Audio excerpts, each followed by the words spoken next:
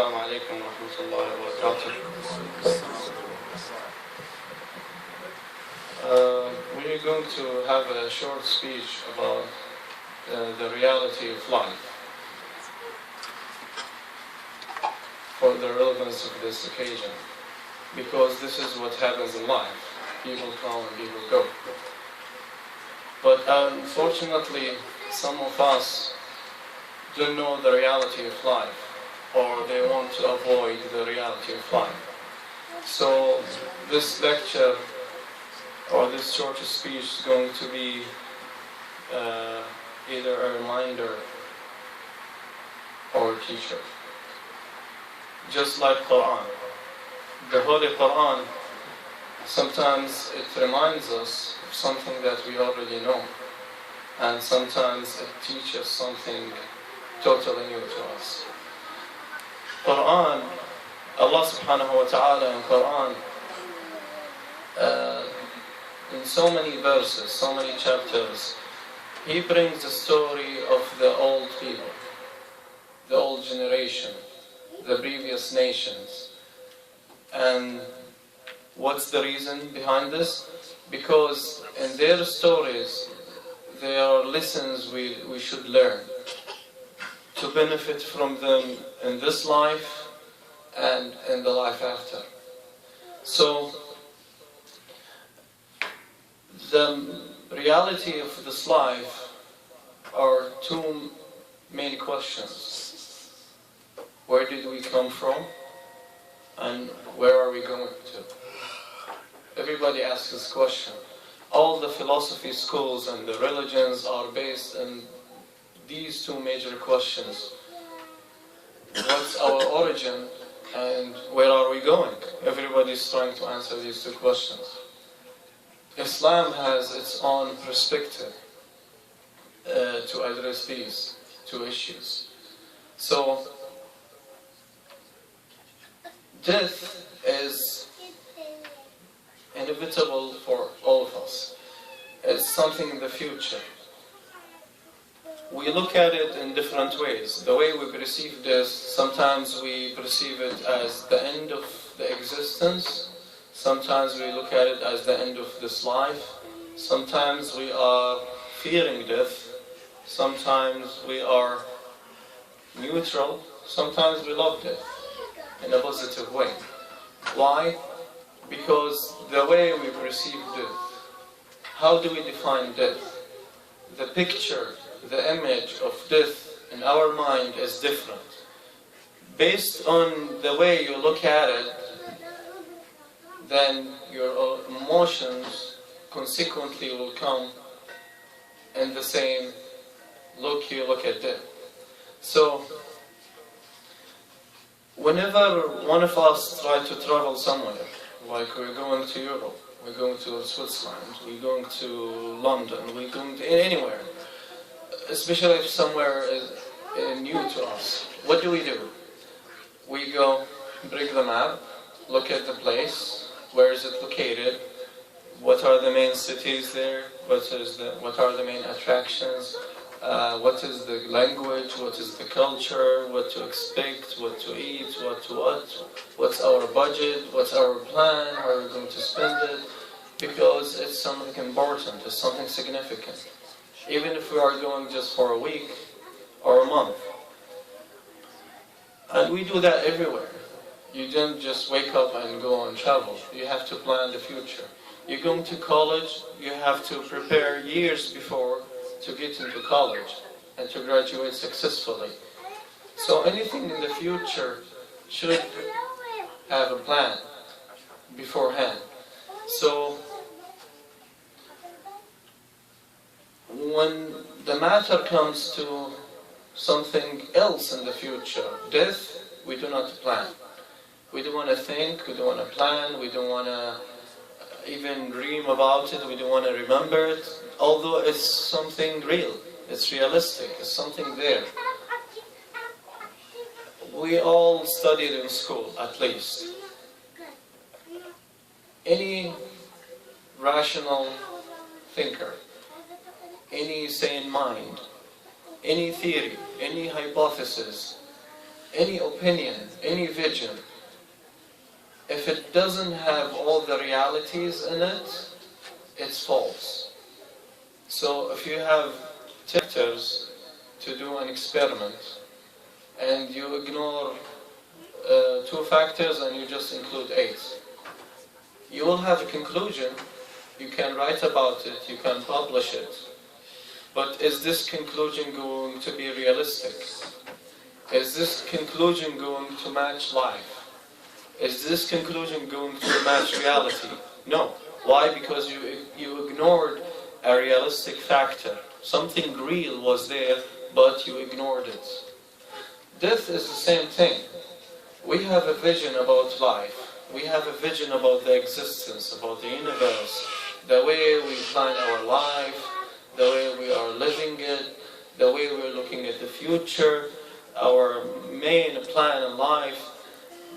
But sometimes this experiment has something missing, which is death. When we talk about death, sometimes we are accused of being crazy. But why being crazy? This is something that we're going to travel there, we're going to go there. Why not sitting down and thinking about it? It doesn't hurt, it's not going to harm. Whenever you think about something good comes out of your chain of thoughts. So at least it doesn't harm, so even if you don't reach any conclusion. So thinking about death can flip the table, can reveal the reality of some covered parts of our life. Let's say, for example, you're going to Texas, right? You get your car filled, your stuff there, you're traveling, the road is nice, the weather is nice, the people are nice, the gas station is nice, everything is nice, and the road, the hotels, the kids in the car are wonderful.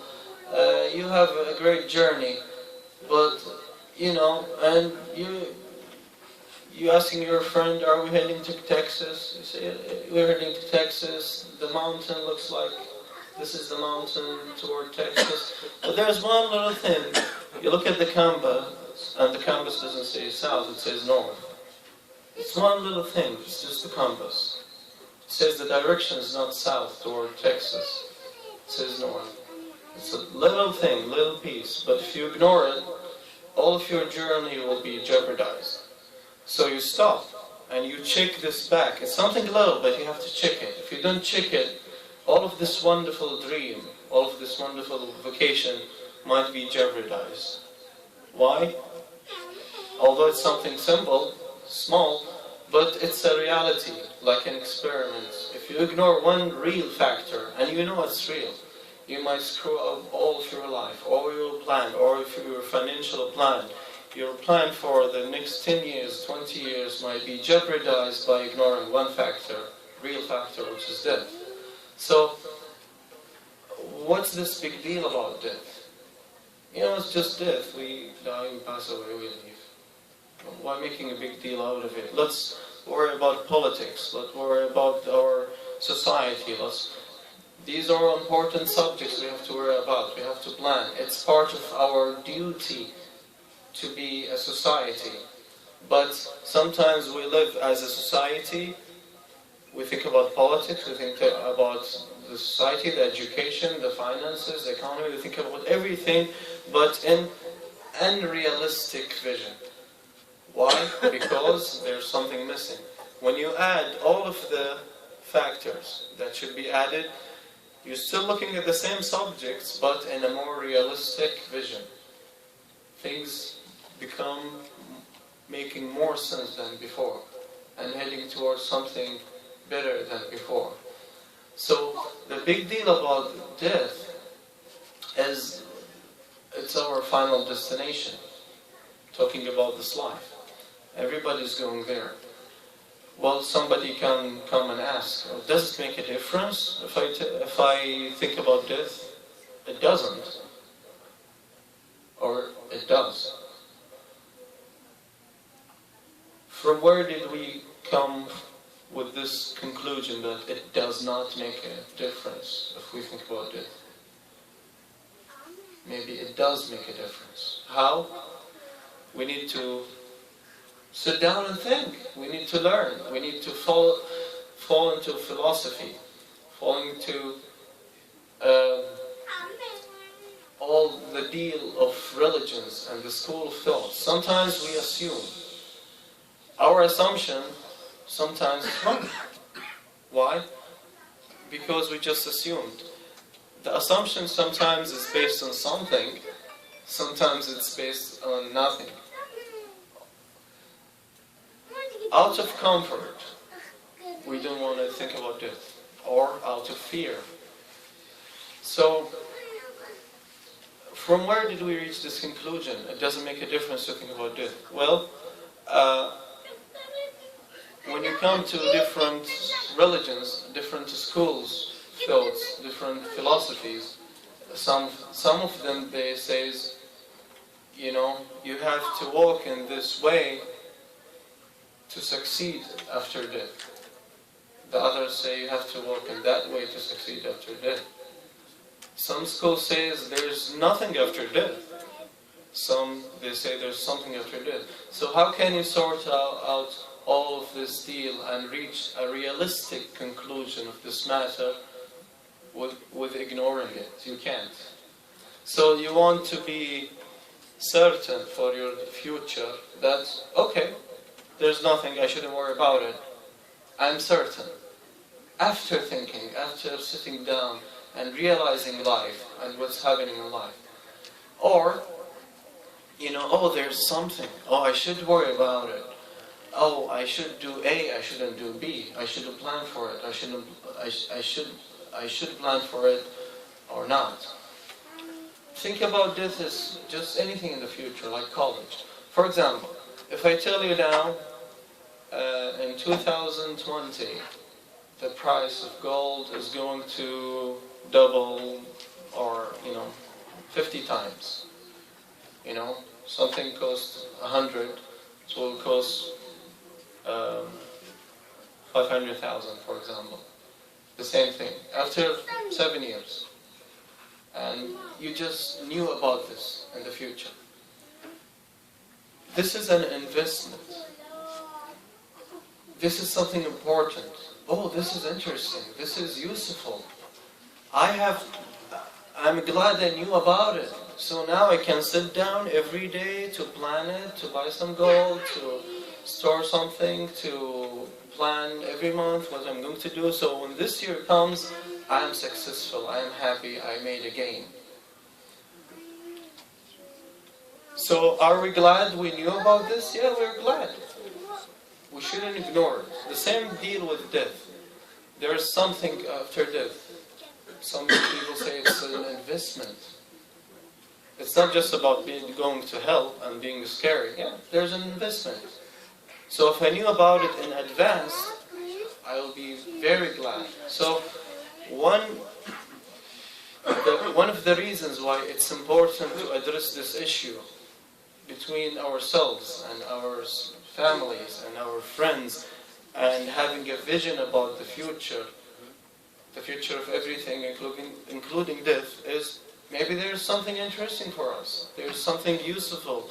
There's something significant that will change our future that I can start preparing from now. On the other hand, there might be something dangerous I want to avoid. Like if they tell you in 2020 you will have diabetes because of your eating habit. Okay? You're definitely going to have diabetes and you're going to die. No question about it. Okay, oh, thank you for telling me. I'm glad I knew about this. I'm glad I have gone and run some tests and learned about this in advance. One of the reasons why death is important to address, and we should have a clear vision about it, thinking about it, is either one way. Either it's an investment or something dangerous we should avoid, and all helps us in advance. Some people in this time, in this life, the way they live it is imagine someone, you're living in a car, in a vehicle, okay? He lives inside, he eats inside, he takes shower, he sits with his children, he go to work inside the car, you know. All of his life is inside the car, taking care of business. He's doing a good job. He's not wasting any time. But he took care of the inside, but he doesn't know where the car by itself is going. Would he be wise if he said, I don't want to think about it? Why think about death? Death is this car that's taking you toward something big, and you're taking care of the little things inside the car. Imam Ali, Amir al-Mu'mineen, says, الناس نيام فإذا ماتوا انتبهوا. People of this world are asleep. When they die, then they wake up. They're asleep, like intoxicated. When they die, they wake up. See the irony? So,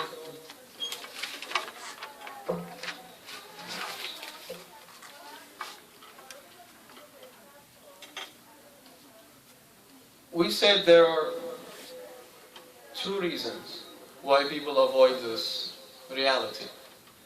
Either they fear it, I'm very afraid from this matter, I don't want to think about it, I don't want to dream about it, I don't want to talk about it over dinner, I don't want to just have any little thought because it scares me.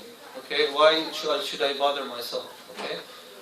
Okay, it doesn't bother. I'm sitting down, I'm thinking. So we address this reason. The second reason why people don't want to discuss this or have a vision about it is they give up of reaching a conclusion. Okay, if you sit down by yourself and think about experiment in physics, without going and conducting the experiment, or reading a textbook about the experiment, or consulting a lecturer, or a physicist, or anyone, are you going to reach a conclusion? You're not. So sometimes the way we think is all wrong. We should consult with someone. We should talk to our parents. We should talk to a scholar. We should read a philosophy book. We should try another approach to address this issue. So, the final reason why people want to avoid this matter is, okay, they're not fearful maybe, or they don't want to, they are not giving up on the matter of death. I will think about it, but after 20 years, after 30 years. So let's address this last reason. Even some Muslims do that. I know death is real. I know it's important. I know it's there. I know. But I don't want to think about it now. I want to think about it after 50 years. Do some people do that?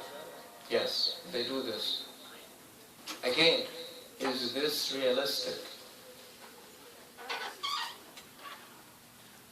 What they are doing, is it realistic?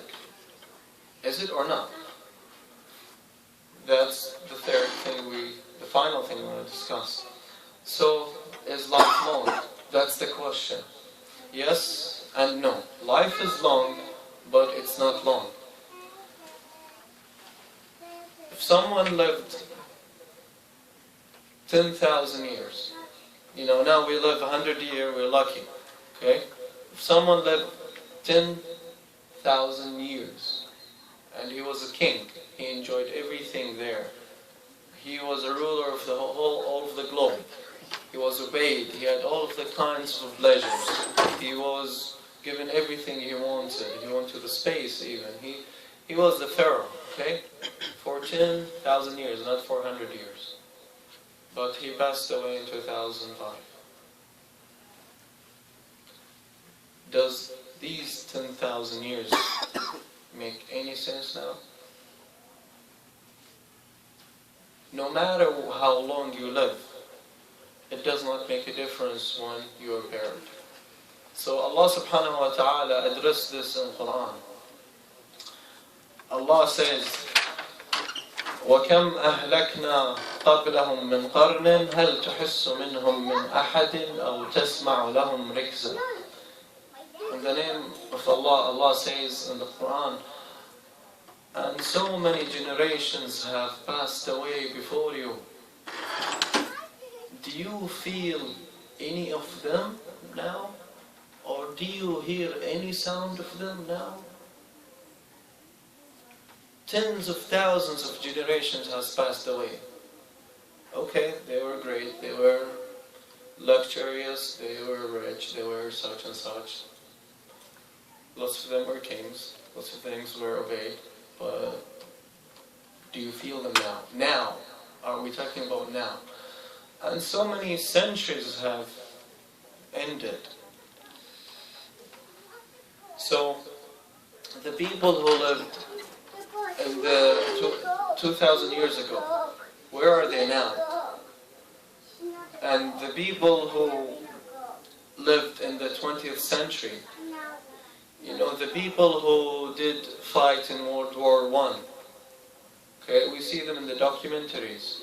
They were busy, they were in the trunks, they were, the whole big deal of the globe is going to explode. Like now, you know, we are busy in this life, the economy, the people, you know, the human rights.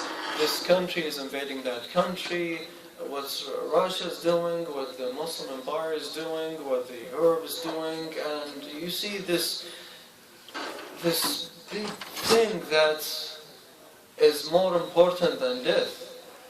We are busy in this life. You're talking about death? You're talking about philosophy? Come on, give us a break. But the same people who lived in 1900, 113 years ago, who didn't think about death, where are they now?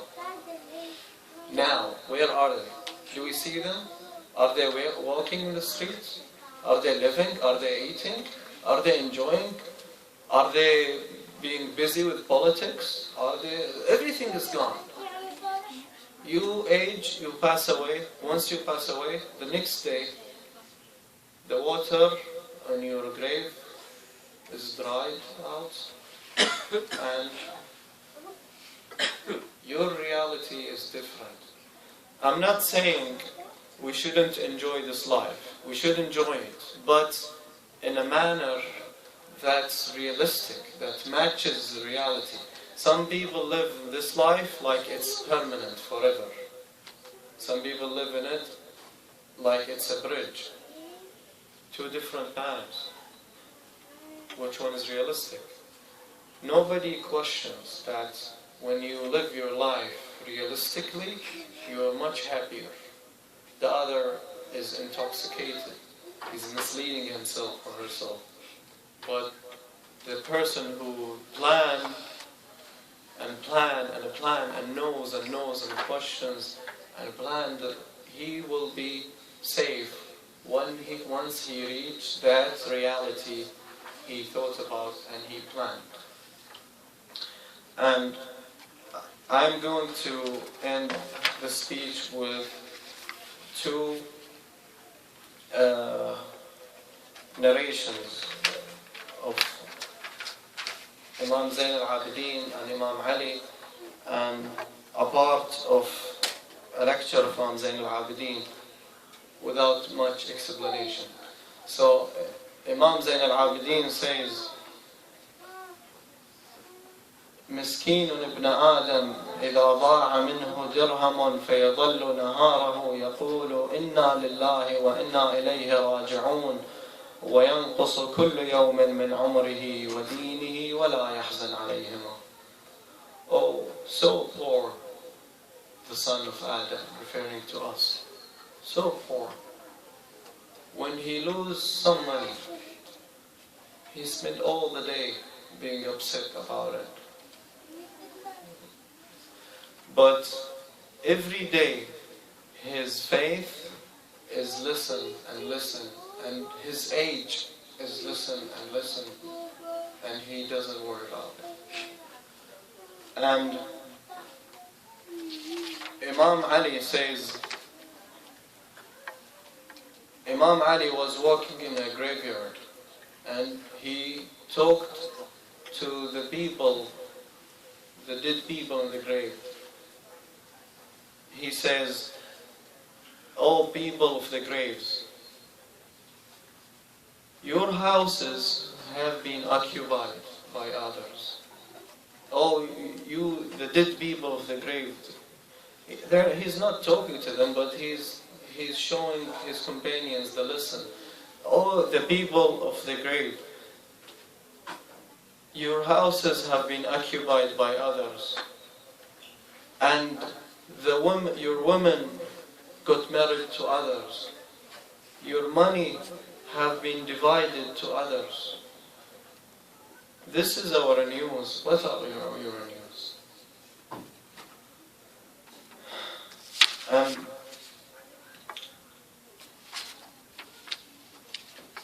Imam Zain al-Abidin says about the reality of this life: in the name of Allah, all a praise to Allah who doesn't have a beginning, the permanent who doesn't deplete out, the first and the last one who, and the remaining one after the death of everyone. He destined the days and the nights. He divided the divisions between them. Oh, blessed Allah is. Oh, the people, I warn you from this life and what is inside it. It's a life of disappearance and continuous transfer from one place to another. This life has destroyed all of the previous generations, all the previous nations who had longer lives than you have, and they were more rich than you are. The hands of the time have killed them, and now they're living among the snakes and the worms. This dunya has destroyed them.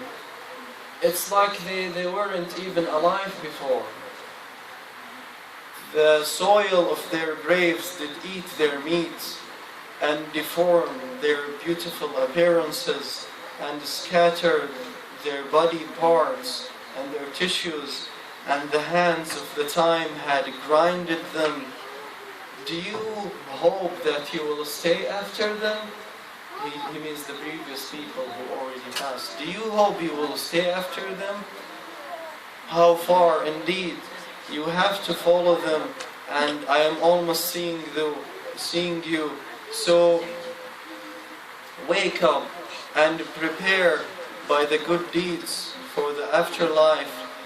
And I am almost seeing you that you have been transferred from your castles to your graves, unhappy and in agonies, and so many wounded have accumulated all of the regrets and the remorse in a place where the regretting people are not excused, and they found what they did.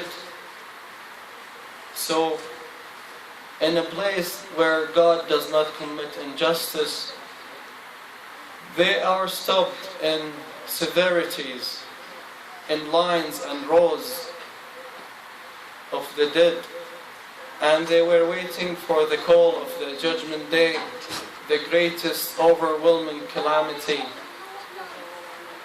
to give what they deserve. And the Imam says, "Oh, the people